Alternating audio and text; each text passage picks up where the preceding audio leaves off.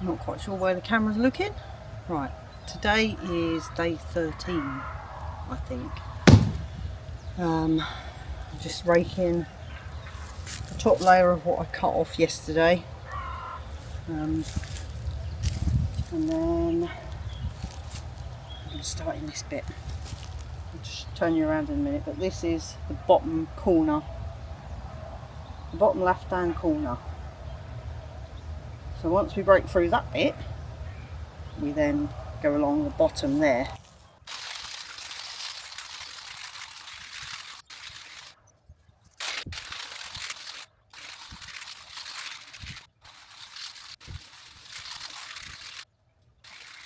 And then that's the whole of their outside, apart from at the top. Right, there we go. So this is context. So I'm not very good at doing this. Right, this is the tree that I've been just doing. So then that will go along into this bottom corner here.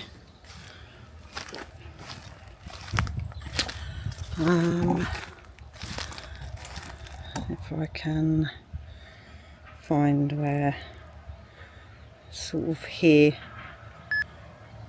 is the boundary. You'll see once obviously I cut a path through.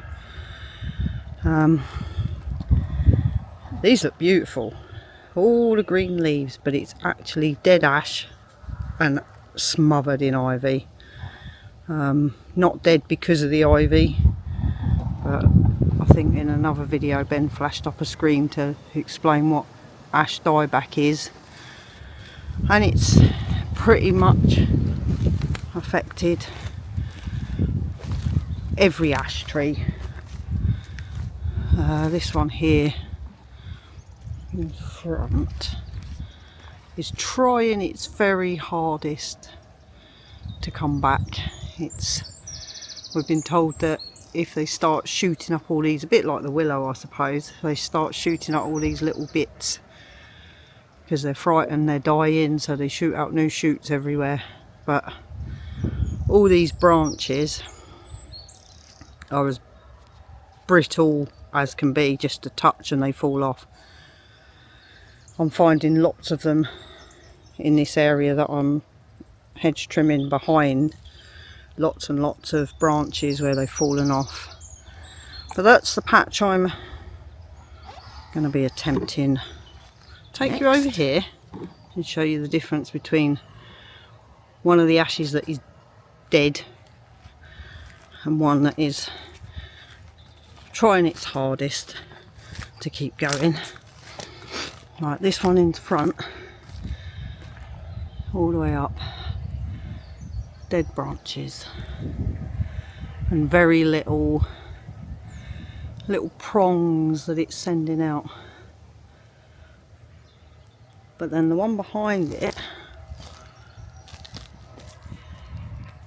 it has, I don't know if you can see it on camera, I hope so, but you can see all the thin tendrils of the tiny little branches being shot out, whereas this one right in front of me is just dead. It's not trying, unless there's some right at the very top that I can't see.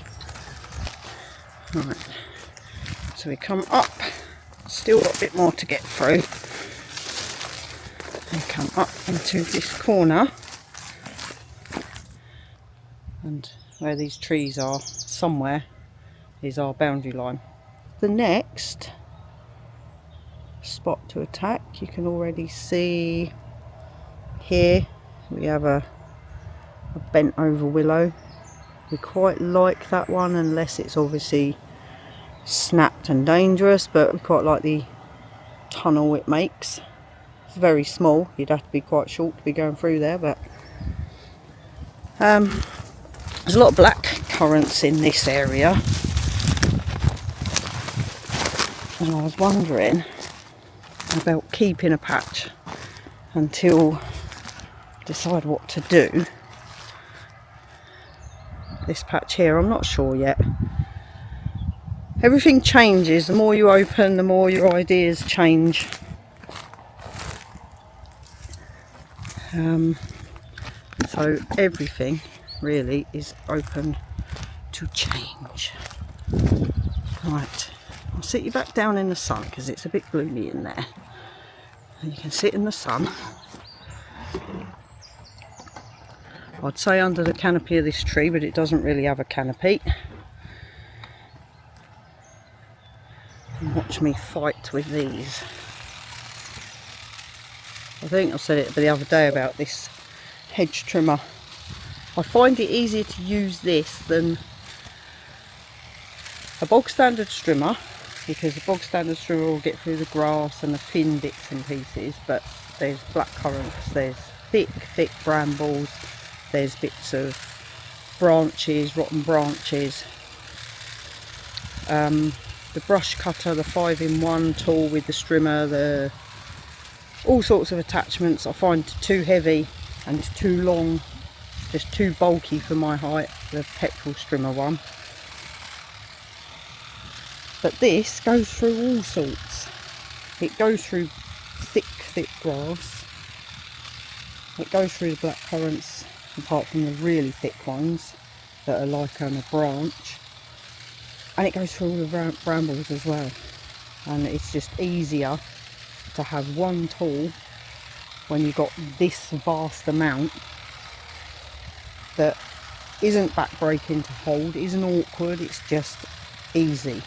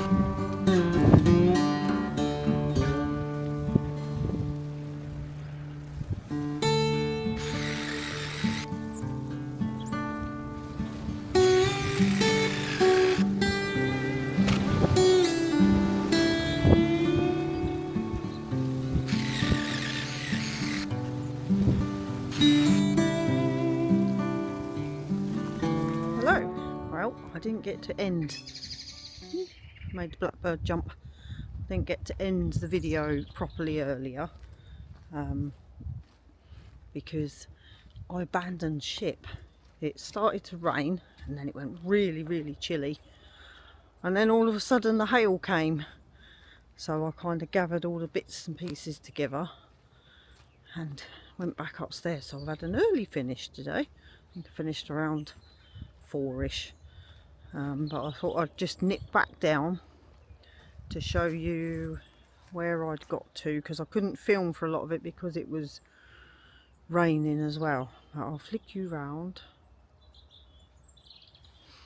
Right, I cleared some of the grass from around this old apple tree, so that will be, I started on it and then remembered I need to finish this corner first, so that apple tree will be for another day. I've started cutting back this willow. You can't really tell that it's a willow, all that green is ivy. This is another fallen down one. I'll bring you around the corner to show you. And these are the branches that I've cut off already. I cleared this patch today. This was black currants, mainly brambles and nettles, some grass. So this is around the willow. You can see that arch. I think I said about this earlier on actually, and I said that if it's obviously safe we'll keep that because it's quite a nice feature. But I'm just cutting off lower branches to have just the upright. I think this here actually, around here, is another willow too. Again, overtaken with ivy. Beautiful sunset peeping through there. Well, getting there anyway, it's dropping down. You wouldn't know that it had turned icy cold and hailed just about 40 minutes ago. But it's definitely got a bit chillier today. So that's where I got to in the end. And I'll be back at it tomorrow to carry on with the willow there.